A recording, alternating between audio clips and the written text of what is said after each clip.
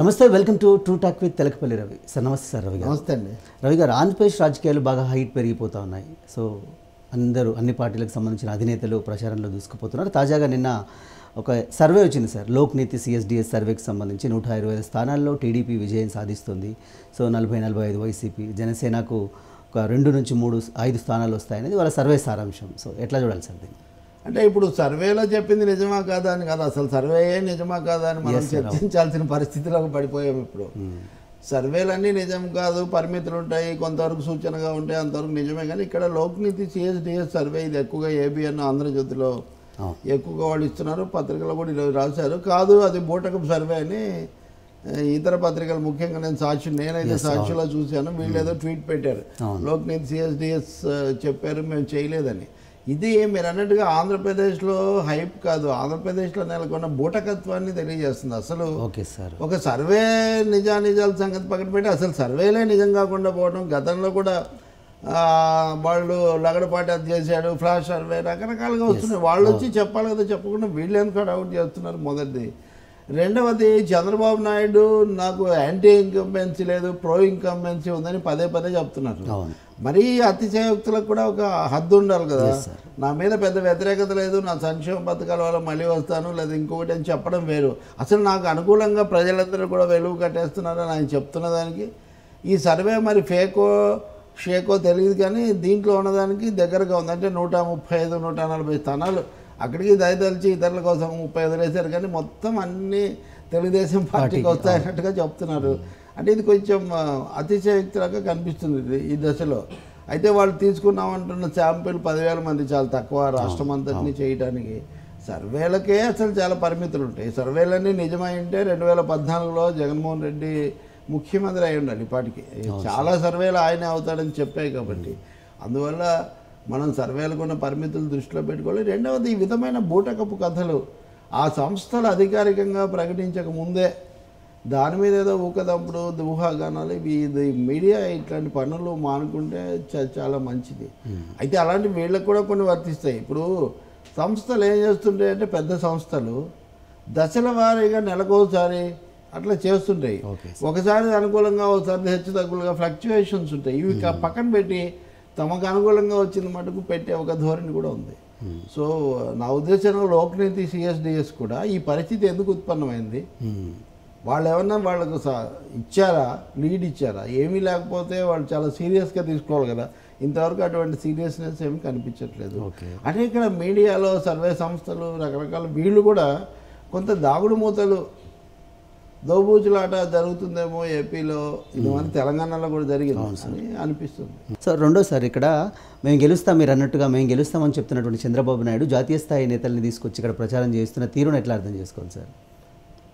ఖచ్చితంగా జాతీయ స్థాయి 23 పార్టీలను నేను ఒక తాటి మీదకి తెచ్చాను. ఆ తాడు ఎక్కడుందో మనకు తెలియదు. ఎందుకంటే ఏ రాష్ట్రంలో పోటీలు ఆ రాష్ట్రంలో ఉన్నాయి, కానీ ఎక్కడ ఒక 2-3 రాష్ట్రాలు తప్ప కాంగ్రెస్తో పొత్తు పెట్టుకున్నాడు ఎవరు లేడు. అది మమతా బెనర్జీ కూడా ఇక్కడికి వచ్చి ఆమె పోటీ చేయట్లేదు, కానీ ఆమె రాష్ట్రంలో ఏం కాంగ్రెస్తో కానీ ఎవరితో పొత్తు లేదు. అరవింద్ కేజ్రీవాల్కి కూడా పొత్తు లేదు.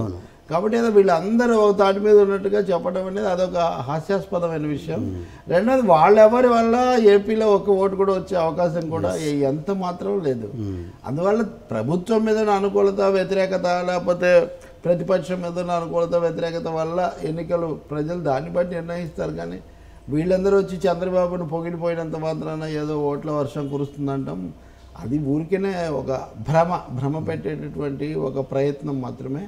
మీరు అన్నట్టుగా అవసరం కూడా మరి ఇంతకుముందు ఇంతమందిని తెచ్చుకోలేదు కదా. అవును సార్. ఇప్పుడు జాతీయ పార్టీల కంటే ప్రధానమంత్రులు వస్తారు, లేదా రాహుల్ గాంధీ వస్తాడు, కమ్యూనిస్టులు సీతారాం యేచూరి వస్తాడు, లేకపోతే ఇంకొకటి వస్తారు, వాళ్ళు అవి మాయావతి వస్తారు. జాతీయ పార్టీలు, మీరు ప్రాంతీయ పార్టీ, మీరే జాతీయ నాయకుడు మీ పార్టీకి, మరి మీరు వెళ్ళి ఎందుకు తెచ్చుకుంటున్నారు తెలియదు. అంటే ఒక ఇదేదో వెంటాడుతుంది ఒక అభద్రత అనేది అయితే అర్థమవుతుంది. అంటే ఆయన తిరుగుతున్న తీరు, చెప్తున్న వ్యవహారం అదంతా చూస్తే ఏ రోజు కంటే ఎక్కువ కష్టపడుతున్నాడు చంద్రబాబు నాయుడు. అది ఒక విశ్వాసంతో కూడినటువంటి విజేత మనస్తత్వం దాంట్లో కనిపించేదానికంటే కూడా ఒక చాలా మనుగడ కోసం తీవ్ర పోరాటం చేస్తున్నటువంటి ఒక నాయకుడు, ఒక ముఖ్యమంత్రి ప్రభుత్వాన్ని కాపాడుకోవాలనే తాపత్రయం చాలా ఎక్కువ కనిపిస్తుంది. ఆంధ్రప్రదేశ్ రాష్ట్రంలో ప్రస్తుతం త్రిముఖ పోటీ కనిపిస్తుంది సార్. ఇటు జనసేన, వైఎస్ఆర్సీపీ తెలుగుదేశం పార్టీ పొందిన. అయితే ప్రస్తుతం జరుగుతున్నటువంటి రాజకీయ పరిస్థితులు పరిణామాల నేపథ్యంలో వైఎస్ఆర్సీపీలోకి పెద్ద ఎత్తున సినిమాలకు సంబంధించినటువంటి సినిమా సెలబ్రిటీస్ని ఒక్కొక్కరుగా చేరుతున్నటువంటి పరిస్థితిని చూస్తూ ఉన్నాం. సో దీన్ని ఎట్లా ఏ సంకేతంగా భావించాలి సార్? దీనికి ఉన్న సంకేతం ఏంటి? మనం ఎట్లా త్రిముఖ పోటీ అని మీరు అన్నారు కాబట్టి చెప్పాలి. త్రిముఖ పోటీ ఉందన్న వాస్తవాన్ని వీళ్ళు చాలా కాలం ఒప్పుకోలేదు. ద్విముఖ పోటీ మేమిద్దరమే, అసలు జనసేన అది లెక్కలదే కాదన్నట్టుగా మాట్లాడారు. కానీ ఇప్పుడు వీళ్ళు గొప్పగా చెప్తున్న ఈ అన్ని సర్వేల్లో కూడా జనసేనకు 15% ఓట్లు వస్తాయనే మాట చెప్తున్నారు. అవును సార్. అంటే రాష్ట్రం మొత్తం మీద సగటున మీరు 15% అంటున్నారంటే అవును సార్, చాలా జిల్లాల్లో అంతకంటే ఎక్కువగా ఒక 30-40% వరకు కూడా ఓట్లు వచ్చే అవకాశం ఉండాలి. ఎందుకంటే అన్ని చోట్ల ఈవెన్ గా ఉండదు కాబట్టి. ఇప్పుడు మీరు వైఎస్ఆర్ పార్టీని తీసుకోండి, గత ఎన్నికల్లో వాళ్లకు ఉత్తరాంధ్ర నుంచి గుంటూరు వరకు దాదాపుగా చాలా తక్కువ సీట్లు వచ్చాయి. నెల్లూరు, ప్రకాశం జిల్లాల్లో మాత్రమే మెజారిటీ సీట్లు వచ్చినాయి. రాయలసీమలో అనంతపురం తప్ప ఇతర చోట్ల మెజారిటీ సీట్లు వచ్చినాయి. కాబట్టి ఇప్పుడు ఓట్ల శాతంలో కూడా మీకు ఈ తేడా ఉంటుంది. ఇప్పుడు జనసేనకు 15% ఓట్లు వస్తాయని వీళ్ళందరూ సర్వేల్లో, వాళ్ళకు అనుకూలమైన సర్వేల్లో చెప్తున్నారు. అంటే ఇంతకాలం ఉద్దేశపూర్వకంగానే దాన్ని విస్మరించారు, తొక్కిపట్టారు. ఇప్పుడు కూడా ఈ 15% ఓట్లను వాళ్ళ ఖాతాలోనూ వీళ్ళ ఖాతాలోనూ వేసే ప్రయత్నం చేస్తున్నారు అనేది ఒకటి మనకు అర్థమవుతుంది. ఇక మూడవది మీరన్నది ఏంటిది, ఇప్పుడు వీళ్ళందరూ నిజంగా మీరు సినిమా తారులంటే వీళ్ళందరిలో కూడా తమ స్థాయిలు ఉన్నాయి. ఎక్కువ మంది రచయితలు, దర్శకులు. ఒక విధంగా వీళ్ళలో ఎవరు ప్రథమ శ్రేణి కథానాయకులు కాదు. మోహన్ బాబుని మినహాయితే ఆయన నిర్మాత చాలా చేశాడు. ఇదంతా రాజశేఖర్ తన ప్రయత్నం, తన పోరాటం తను చేస్తూ ఉంటాడు. ఇక మిగిలిన వాళ్ళు ప్రధానంగా రచయితలు, దర్శకులు. సెలబ్రిటీ అంటే ఏంటి, లెజెండ్ అంటే ఏంటి కూడా ఒకసారి సినిమా ఇండస్ట్రీలో జరిగింది. అందుకని ఆ స్థాయిలో వాళ్ళు కాదు, ఏదో ఒక విధంగా మాకు సినిమా పరిశ్రమలో మద్దతు ఉంది అని చూపించుకునే ఒక ప్రయత్నం. వీళ్ళందరూ కూడా ఏదో టెక్స్ట్ బుక్లో పాఠం చదివినట్టుగా అందరూ రావటము, ముందు పవన్ కళ్యాణ్ విమర్శించడము, చంద్రబాబు పాలన అంటాము, ఆ తర్వాత జగన్ ముఖ్యమంత్రి అవుతాడు ఆయన అని చెప్పటము. ఇదంతా కూడా నిజంగా చెప్పాలంటే డైలాగులు వాటికి వేసినట్టుగా ఉంది. కానీ ఒకటి చెప్పచ్చు, వీళ్ళు ఇక్కడ కూర్చొని ఇలా మీడియా గోష్ఠులు రోజు పెట్టడం ద్వారా జగన్కు ఉపకారం చేస్తున్నారా, అపకారం, ఒక సందేహం ప్రజల్లో కలిగి సృష్టిస్తున్నారా అనే అంటే ఎవరో ఒక కథా స్క్రీన్ ప్లే దర్శకత్వం ప్రకారం ఇదంతా జరుగుతుందేమో, ఒకరి కాదు ఒకరన్నా భిన్నంగా మాట్లాడుంటే కొంచెం అన్నా తేడాగా ఉండేది. దీనివల్ల ఆంధ్రప్రదేశ్ రాజకీయాల మీద తీవ్రమైన జరుగుతుందని మనం అనుకోము. కానీ కొన్ని శక్తులు, బలీయమైన శక్తులు ఈ కథను నడిపిస్తున్నాయి, రక్తి కట్టిస్తున్నాయి అనేది మటుకు అర్థమవుతుంది. రక్తి కట్టిందా లేదన్నది అదే సార్ ఓటర్లు రేపు తీర్పు ఇచ్చిన తర్వాత మాత్రమే తెలుస్తుంది. రెండోది వీళ్ళు వెళ్ళి రంగంలోకి వెళ్ళి కాస్త జనాన్ని కలుసుకుంటే జగన్ కొంచెమన్నా మేలు జరుగుతుంది. ఇక్కడ వీళ్ళు కేవలం మీడియా గోష్ఠులు మటుకే మాట్లాడితే కలిగే ఉపయోగం లేదు. అందులో కొంతమంది మరీ ద్వేషంగా ఎక్కువగా మాట్లాడితే అది ప్రతికూలంగా, నెగిటివ్గా కూడా మారే ఒక అవకాశం కూడా చాలా ఉంటుంది. జగన్ మాట్లాడితే పవన్ ఆయన ఒక సినిమా యాక్టర్, ఆయన ఒక సినిమా యాక్టర్ అని అదేదో చాలా సినిమా యాక్టర్ అవ్వటం మహా దోషమైనట్టు. ఇప్పటి వరకు ఆయన చేర్చుకున్న వాళ్ళు, ఆయన బలపరిచిన వాళ్ళందరూ సినిమా యాక్టర్లు లేకపోతే డైరెక్టర్లు, పెనుగులాడుతున్నటువంటి వాళ్ళు తప్ప ఇంకెవరు కాదు. అంటే మిమ్మల్ని బలపరిచినప్పుడేమో సినిమా వాళ్ళు పనికి వస్తారా, మిమ్మల్ని కాస్త విమర్శిస్తే, మిమ్మల్ని వ్యతిరేకిస్తే వాళ్ళు తక్కువైపోతారా? ఎట్లా కుదురుతుంది చెప్పండి. ఇంకోటి పార్ట్నర్ సార్, జగన్ అంటే కేసీఆర్ మద్దతు తీసుకుంటే తప్పేంటి అంటూ మాట్లాడుతూ ఉన్నారు సార్, దీన్ని ఎట్లా చూడాలి సార్? అంటే చాలా విచిత్రం అండి. ఇప్పుడు పవన్ కళ్యాణ్ మీద జగన్ చేసే తీవ్ర విమర్శ ఏంటి, ఈయన చంద్రబాబు ఏమంటున్నాడో నన్ను అదే అంటున్నాను. ఏమంటున్నాడు అంటే కేసీఆర్ తరఫున మీరు ఇక్కడ పనిచేస్తున్నారు, మీ నాన్నేమో కేసీఆర్ను వ్యతిరేకించారు, మీరు కేసీఆర్కి లోపడిపోయారని ఇది రాజమండ్రిలో ఉన్నారు. రెండవది మోదీకి కూడా మీరు ఇక్కడ ఏజెంట్గా ఉన్నారు, రెండు విమర్శలు చేస్తున్నారు. ప్రత్యేక హోదా మీద మోడీని ప్రశ్నించట్లేదు అనేది చేస్తున్న విమర్శ. దాన్ని చంద్రబాబు నాయుడు ఏమో నాకు కేసీఆర్కు పోటీ, జగన్ కాదన్నట్టుగా ఆయన అన్నారు. ఇప్పుడు జగన్ నిజంగా చంద్రబాబును ఖండించదలుచుకుంటే, సరైన సమాధానం ఇవ్వదలుచుకుంటే ఏం చేయాలి?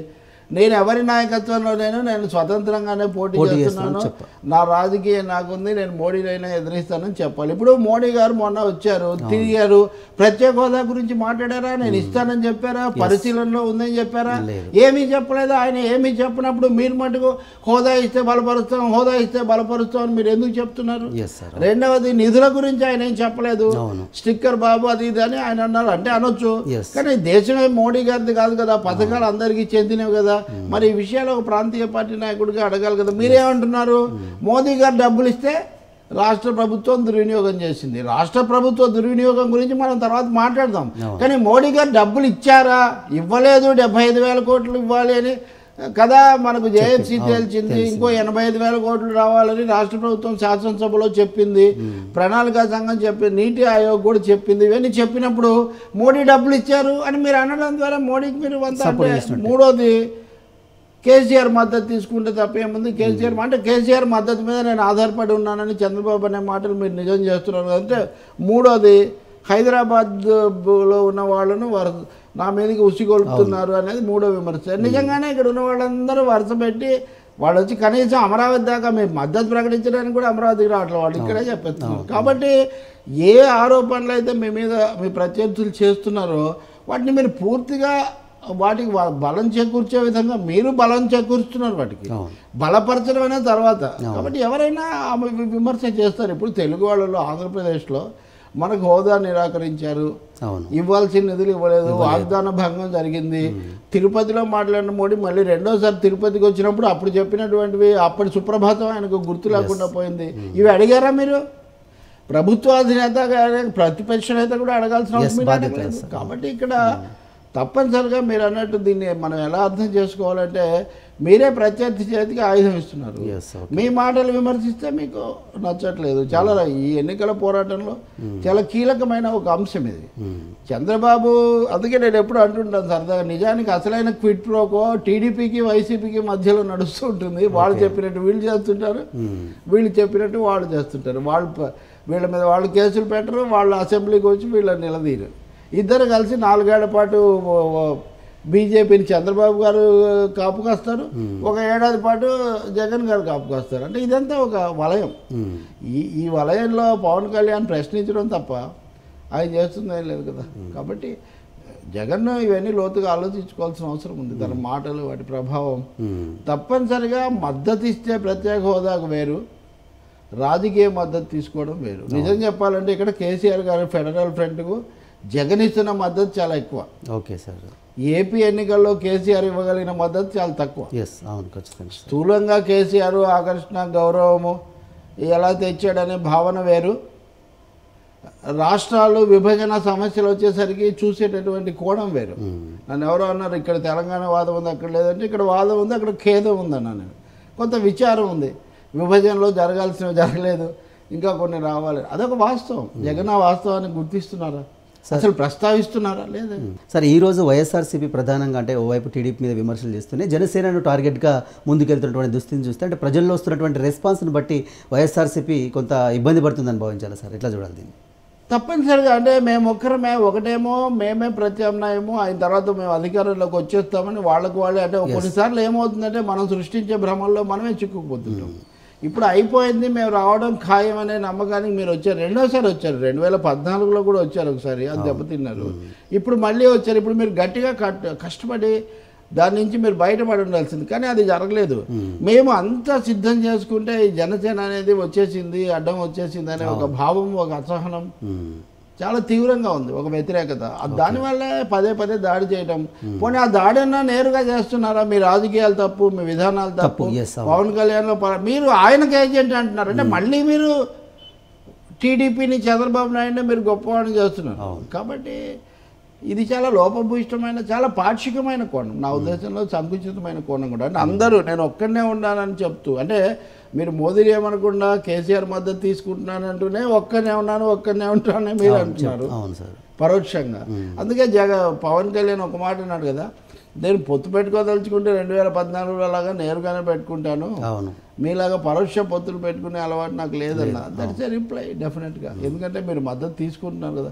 మరి మీరు ఎన్నికల ప్రసంగాలు అలాగే మొదలు పెడుతున్నారా? ఓకే, జగన్ గారు నేను కేసీఆర్ మద్దతుతో మీ ముందుకు వచ్చాను, 2 రాష్ట్రాలు కలిసి పురోగమించాలి, మోదీ గారు బాగా నిధులు పంపుతున్నారు, మోదీ గారు పంపే నిధులతో కేసీఆర్ గారి మద్దతుతో నేను ఆంధ్రప్రదేశ్ను సుభిక్షంగా పాలిస్తానని మీరు విమర్శలేమో చంద్రబాబు మీద పవన్ మీద చేసి చూపించే పరిష్కారం ఏమో ఢిల్లీలోనో హైదరాబాద్లోనో చూపిస్తే ఉపయోగం ఉంది. ఆలోచించుకోవాలి వాళ్ళు. Right sir. Sir Rahul Gandhi మేము అధికారంలోకి వస్తే మొదటి సంతకం హోదాపైనే అన్నారు సార్. సో దీన్ని ఎట్లా అర్థం చేసుకోవాలి సార్? ఓవైపు టీడీపీ వైఎస్ఆర్సీపీ హోదా సాధించే విషయంలో విఫలమయ్యాయని చెప్పి ఆయన ఆరోపించారు. నిజమే, రెండు రాష్ట్రాలకు కూడా జాతీయ పార్టీల నాయకులు మోదీ, అమిత్ షా, రాహుల్ గాంధీ, కాంగ్రెస్, బీజేపీ ఇద్దరు నాయకులు కూడా వస్తున్నారు. వాళ్ళకి ఏం పెద్ద ఆశ లేకపోయినా తప్పదు కాబట్టి. ఇవి వచ్చినప్పుడు రాహుల్ గాంధీ ఏంటంటే మేము మొదటి సంతకం దీని మీద పెడతాము, అసలు ప్రత్యేక హోదా కట్టుబడి ఉన్నాం పదే పదే చెప్తున్నారు. ఆయన చెప్తున్నప్పుడు చాలా విచిత్రంగా మీరు అన్నమాట అన్నారు, ఏమని టీడీపీ వైసీపీ విఫలమైనాయి అని. ఇది ఏం టీడీపీ మీద వైసీపీ అంటే మా ప్రత్యర్థి అన్నారు, బాగానే ఉంది ముందు నుంచి. టీడీపీ మిత్రపక్షం, చంద్రబాబు గారు ఢిల్లీ వచ్చి మీకు శాలువా కప్పి మరీ రాహుల్ గాంధీ దేశానికి దిక్సూచి అన్న పద్ధతిలో మాట్లాడారు. ఆంధ్రప్రదేశ్కి కూడా తీసుకొచ్చారు. ఇక్కడ అన్ని పార్టీలు సభ పెడతా ఉన్నారు. అసలు కాంగ్రెస్కు మద్దతుగా ఉన్నవి రెండే పార్టీలు, రెండే కూటములు, ఎన్డీఏ, యూపీఏ. అనివార్యంగా మనం యూపీఏని బలపరచాల్సిందని చంద్రబాబు అనున్నారు కదా. మరి ఆయన విఫలమయ్యాడని ఇక్కడికి వచ్చి రాహుల్ గాంధీ గారు ఎందుకు చెప్తున్నారు? ఒకటి. రెండోది, ఎవరు మద్దతు ఇస్తే వాళ్లకు మేము, ఎవరు హోదా ఇస్తే వాళ్ళకు మద్దతు ఇస్తూ ఉంటున్న వైఎస్ఆర్ పార్టీ వాళ్ళెందుకు మరి కాంగ్రెస్ పార్టీని రాహుల్ గాంధీ రాకను వాళ్ళెందుకు గమనంలోకి తీసుకోవట్లేదు? మనకు సమాధానం లభించదు. అంటే ప్రాంతీయ పార్టీలు జాతీయంగా చేస్తున్న విన్యాసాలకు, జాతీయ పార్టీలు రాజకీయ రాష్ట్రాలకు వచ్చి సాగిస్తున్నటువంటి రాజకీయ క్రీడకు ఈ రాహుల్ చంద్రబాబు వ్యవహారం ఒక ఉదాహరణగా మనం చూడొచ్చు. So at the same time sir ఆయన కేరళ నుంచి, వయనాడ్ నుంచి పోటీ చేయాలని చెప్పి సంకల్పించినట్టున్నారు. నిన్న దానికి సంబంధించి ఒక ప్రకటన రిలీజ్ చేశారు. సో దీన్ని ఎట్లా అర్థం చేసుకోవాలి సార్? అంటే ఆంధ్రప్రదేశ్ రాష్ట్రంకు ప్రత్యేక హోదా ఇస్తామని చెప్పి ఇక్కడ నుంచి పోటీ చేయకుండా కేరళ నుంచి పోటీ చేయడాన్ని ఎట్లా చూడాలి? అంటే చాలా ఆశ్చర్యం అదే. ఇప్పుడు ఆంధ్రప్రదేశ్లో చంద్రబాబు నాయుడు 135 స్థానాలతో గెలిచేస్తూ ఉంటే, దాదాపు కేక్ వాకలాగా ఉండుంటే, ఆయన కాంగ్రెస్ అంతగా బలపరిచారు కాబట్టి కాంగ్రెస్ తరఫున ఇక్కడి నుంచి పోటీ చేస్తుండొచ్చు రాహుల్ గాంధీ. సౌత్ నార్తే అనుకుంటే కనుక సౌత్కు ఆంధ్రప్రదేశ్ సరైన ప్రతినిధి ఉండేది. హోదా కూడా ఇస్తానంటున్నారు కాబట్టి ప్రజలు ఓట్లు వేస్తారా లేదా ఒక పరిశీలన చేసుకునే అవకాశం కూడా ఉండేది. కానీ ఎందుకు చేయడం లేదు? చంద్రబాబు గారు చేయమని ఎందుకు అడగడం లేదు? అంటే వీళ్ళ స్నేహం ఊరికే మాటలకే కానీ సీట్ల దగ్గరికి వచ్చేసరికి ఉండదా? లేదంటే రాహుల్ గాంధీ గారికి రాష్ట్రంలో గెలుస్తాననే నమ్మకం లేదా? అంటే విభజనకు మేము ఆధ్వర్యం వహించాం కాబట్టి అప్పుడు తుడిచిపెట్టారు కాంగ్రెస్ పార్టీని. ఇప్పుడు వచ్చినా నన్నైనా ఓడిస్తారు అనే ఒక భయం రాహుల్ గాంధీకి ఉందా అనేది ఏపీకి సంబంధించిన మొదటి ప్రశ్న. రెండవది, కేరళకు వెళ్ళటం ఏంటి? మీరు బీజేపీ మీద పోరాటం అన్నారు, బీజేపీని ఢీకొనాలన్నారు, నిలవరించాలన్నారు. దానికోసం 1-4 సార్లు సమావేశాలు పెట్టారు. చంద్రబాబు కూడా ప్రతిసారి ఢిల్లీ వెళ్ళి కోఆర్డినేషన్ 23 పార్టీల్లో ఒక తాటి మీదకి తెచ్చి, ఎక్కడుంది ఆ తాడు? ఇప్పుడు మనకు ఆ తాడు ఎక్కడ కనిపించడం లేదు. మీరు కేరళలో అక్కడ సిపిఎం ప్రభుత్వము, సిపిఎం నాయకత్వంలో ఎల్డీఎఫ్ ప్రభుత్వం ఉంది. శబరిమల చిచ్చు పెట్టాలని చూసినా బీజేపీని గట్టిగా ఎదుర్కొని రాష్ట్రంలో శాంతి భద్రతలు కాపాడారు. అక్కడ యూడిఎఫ్ వర్సెస్ ఎల్డీఎఫ్, కాంగ్రెస్కు సిపిఎం కూటమికే పోటీ, బీజేపీ ప్రధాన శక్తి కాదు. మరి మీరు అక్కడికి వెళ్ళి ఎందుకు పోటీ చేస్తున్నారు? అంటే 2 కారణాలు. ఎలా అర్థం చేసుకోవాలంటే, మీకు నార్త్ ఇండియాలో అంటే మీ అమేథీ మీద మీకు గతం మీద ఉన్న నమ్మకం సడలి ఉండాలి. ఉత్తర భారతదేశంలో బీజేపీని ఎదుర్కోకుండా మీరు దేశంలో ఒక ప్రత్యామ్నాయ ప్రభుత్వాన్ని ఎలా తీసుకొని వస్తారు? అంటే ఒకటి అమేథీ మీద లేదా ఉత్తర భారతం మీద. మీరు మొన్నగానే 3 రాష్ట్రాల్లో గెలిచారు, ఆ రాష్ట్రాల్లో మీరు పోటీ చేయట్లేదు. చేయదలుచుకుంటే అమేథీ అంటే అమేథీ మీకు ఉండాలి, అలాగే సంస్థానంగా అమేథీ అలాగే ఉండాలి. అక్కడ ఏమన్నా సందేహం ఉంటే కనుక ఇంకో చోట. అది మీరు కమ్యూనిస్టులకు బలమున్న రాష్ట్రాల్లో ఒకటి కేరళ అనుకుంటే అక్కడికి రావడం ద్వారా మీకు బీజేపీ వ్యతిరేకత కంటే కమ్యూనిస్టు వ్యతిరేకత, సిపిఎంను ఓడించడం ప్రధానమైన లక్షణం లాగా మనం ఇక్కడ చూడాల్సి వస్తుంది. వయనాడ్ అందులో సిపిఐ సీట్. సిపిఐ వాళ్ళు కాంగ్రెస్తో కలిసి బీజేపీతో పోరాడాలని తీర్మానం కూడా చేశారు. మీతో కలిసి పోరాడతామని తీర్మానం చేసిన సిపిఐని మీరు బీహార్లో కలుపుకోలేదు, ఇంకా అంతకుముందు జార్ఖండ్ అక్కడ కూడా మీరు కలుపుకోలేదు, ఛత్తీస్గఢ్లో కలుపుకోలేదు. ఇప్పుడు బెంగాల్లో సిపిఎం కనీసం ఎవరి సీట్లలో వాళ్ళు సిట్టింగ్ సీట్లలోనూ మనం పోటీ పెట్టుకోకుండా ఉంటే బీజేపీని, మమతా బెనర్జీని కొంతవరకు ఎదుర్కోవచ్చని వాళ్ళు అంటే దానికి కూడా మీరు సిద్ధపడలేదు. అంటే మీరు నిజంగా బీజేపీ మీద పోరాడాలి అనే గట్టి విధానంతో మీరు ఉన్నారా? లేకపోతే మీ ఇద్దరి మధ్యలో కూడా ఏదైనా ఊరికి కేవలం రాజకీయమైన హంగామా జరుగుతుందని మొదటిది. రెండోది ఉత్తర భారతదేశంలో నమ్మకం లేదు, దక్షిణ భారతదేశానికి వస్తే కర్ణాటకలో చేయాలి కదా మీరు. కర్ణాటకలో మీ ప్రభుత్వం నడుస్తుంది, బీజేపీ కూడా ఒక శక్తిగా ఉంది. గతసారి 17 స్థానాలు వచ్చాయి. దక్షిణ భారతంలో బీజేపీకి 21 స్థానాలు వచ్చాయి 129లో. అందులో 17 కర్ణాటకలో, 2 ఆంధ్రాలో, 1 తెలంగాణలో, 1 తమిళనాడులో, కన్యాకుమారి, ఇవి 21. ఈ 17 వచ్చిన కేరళలో మీరు బ్రిడ్జ్ గండి కొడితే జాతీయంగా చాలా బాగుంటుంది కదా. ఇవేమీ లేవంటే రాహుల్ గాంధీ వెళ్ళి కేరళలో పోటీ చేయడంలో ఒక రాజకీయమైన విశ్వసనీయత లోపం. ఓకే, బీజేపీ హిందుత్వ రాజకీయాల మీద మేమే పోరాడుతున్నామని చెప్తున్నట్టు నిజం కాదేమో అని సందేహాలు కలిగించే ఒక లక్షణం. మూడవది, ఉన్న సీట్లు సిపిఎం వ్యతిరేకంగానే అట్లాంటి ప్రాంతీయ పార్టీల మీద కాపాడుకొని గట్టెక్కుదామనే ఒక ధోరణి కనిపిస్తుంది. కానీ నాకు తెలిసి ఆయన కేరళకు వచ్చి గెలిచే అవకాశం ఎంత మాత్రం అంటే వాళ్ళ అంచనా కాంగ్రెస్ పార్టీ కేరళలో పోటీ చేస్తే దక్షిణ భారతదేశంలో కొన్ని సీట్లు సాధించవచ్చు, కొంత వేవ్ వస్తుంది అనేది ఒక కాంగ్రెస్ పార్టీ అంచనా. అందుకనే దక్షిణ భారతదేశంలో మిమ్మల్ని బ్రహ్మాండంగా జిగ్రీ దోస్తులాగా చంద్రబాబు నాయుడు ప్రత్యేక హోదా అది ఉంది, మీరు అక్కడికి వచ్చి ఇవ్వచ్చు. లేదు మీరు జేడీఎస్ వాళ్ళు మేము పోటీ చేయలేం మహానుభావాన్ని తమకిచ్చిన సీట్లు కూడా వెనక్కిస్తున్నారు. అవును సార్. ఇదివరకు చిక్బళ్ళాపూర్లో, ఇంతకుముందు చిక్మగళూరులో ఇందిరాగాంధీ గారు పోటీ చేశారు, బెల్లార్లో సోనియా గాంధీ గారు పోటీ చేశారు. మరి మీరు హాయిగా అక్కడి నుంచి మీరు పోటీ చేయొచ్చు కదా. అంటే దానికి కూడా సిద్ధపడట్లేదు రాజకీయంగా రాహుల్ గాంధీ. అంటే ఒకటి విశ్వాసరాహిత్యం, అభద్రత. రెండోది విశ్వసనీయత లోపం. అంటే బీజేపీని ఎదుర్కోవడానికి బీజేపీ వ్యతిరేకం అంటే ఎవరైనా ఏ పేరు చెప్తారని సిపిఎం పేరు చెప్తారు. ఇవి 2 సైద్ధాంతిక ప్రత్యర్థులని. వెంకయ్యనాయుడు ఏమన్నాడు, కాంగ్రెస్ మా రాజకీయ ప్రత్యర్థి, కమ్యూనిస్టులు మా సైద్ధాంతిక ప్రత్యర్థులు 1-2 సార్లు చెప్పారు. మరి అటువంటి సైద్ధాంతిక ప్రత్యర్థులు ఉన్న రాష్ట్రంలో ఒక్క సీటు కోసం వెళ్ళి మీరు వాతావరణాన్ని పాడు చేయదలుచుకున్నారా? పెద్ద ప్రశ్న ఇది. ఈ కాంగ్రెస్ పార్టీ ఒక మొత్తం జాతి ఇప్పుడు బీఎస్పీ అదే అంటారు వాళ్ళు. బీఎస్పీ వాళ్ళు ఏమంటారంటే ఇప్పుడు ఉత్తరప్రదేశ్లో ఎస్పీ బీఎస్పీ కలిసేయండి. ఎస్పీ బీఎస్పీ కలవడంతో బీజేపీకి చాలా కలవరం వచ్చేసింది.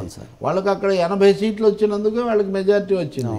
వీటికి గండి పడుతుందేమో అని బీజేపీ భయపడుతుంటే అక్కడ ప్రియాంక గాంధీని దించి కాంగ్రెస్ పార్టీ మేము అన్ని చోట్ల వచ్చేస్తాము, అన్ని చోట్ల పోటీ చేస్తామని వాళ్ళు చెప్తున్నారు. అంటే అక్కడ ఎస్పీ బీఎస్పీకి కూడా మీరు కానీ ఎక్కడెక్కడైతే బీజేపీకి వ్యతిరేకంగా ఒక బలీయమైనటువంటి ప్రతిపక్ష కూటమి శక్తులు ఉన్నాయో మీరు అక్కడికే వెళ్ళి మీరు అక్కడ అన్న చెల్లి కలిసి ఇక్కడేమో అన్న ఒక్కడే వచ్చి అంటే దీని భావం ఏమి తిరుమలేసే అని చాలా సందేహాలు కలుగుతాయి. రెండోది కాంగ్రెస్ మీద నమ్మకం కూడా తగ్గుతుంది. ఆమెకు ఏం చెప్తారో మనం చూడాలి.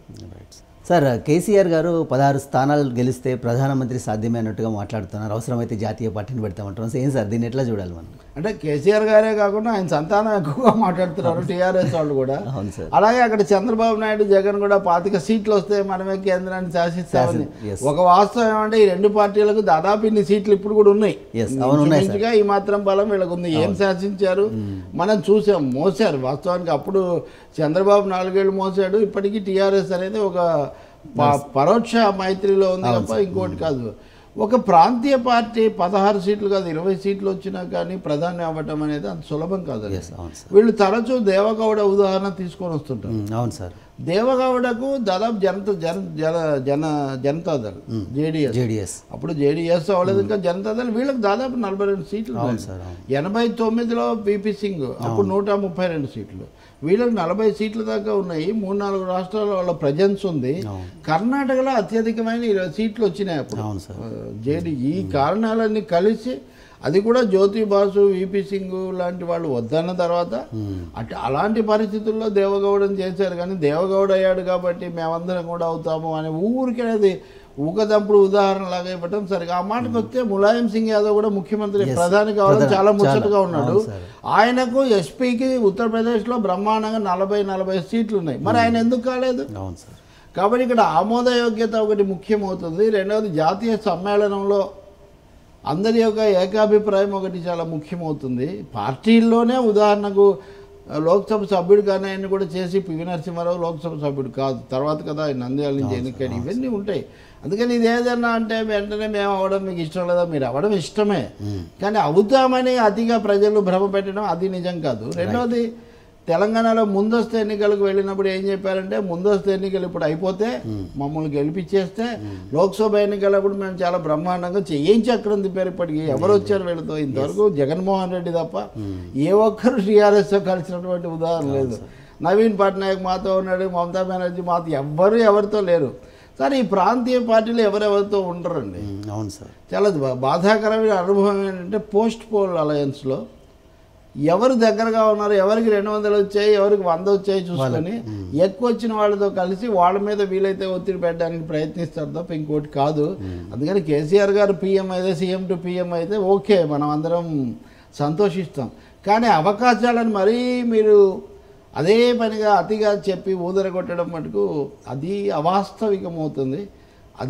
అది అయిపోయింది ఆంధ్రప్రదేశ్కి అధ్యాయం. దక్షిణ భారతదేశంలో ఇప్పుడు అత్యధిక స్థానాలు ఉన్న రాష్ట్రం తమిళనాడు. దేశవ్యాప్తంగా కూడా అది 4వ రాష్ట్రం. ఆ రాష్ట్రం అందులో దక్షిణ భారతానికి కేంద్రం కూడా ఉమ్మడి మద్రాసు అప్పటి నుంచి కూడా. అలాగే రాజకీయంగా చైతన్యం కలిగింది కేరళ, కమ్యూనిస్టులు, కాంగ్రెస్. కర్ణాటక మిశ్రమ ప్రభుత్వ రాజకీయాలు ఇప్పటికే నడుస్తున్నాయి. ప్రధానమంత్రి ఇవన్నీ కూడా కాదని విడిపోయిన తెలంగాణ ఆంధ్రప్రదేశ్ నుంచే ప్రధానమంత్రులు ఎంచుకోవాల్సినంత అవసరం దేశానికి ఏం రాకపోవచ్చు. మనకు ఉండొచ్చు కానీ కోరిక దేశానికి ఏం రాకపోవచ్చు. Right sir, thank you very much sir. ఇది వాటి true talk with Telakapalli Ravi. For more updates please subscribe 99 TV Telugu.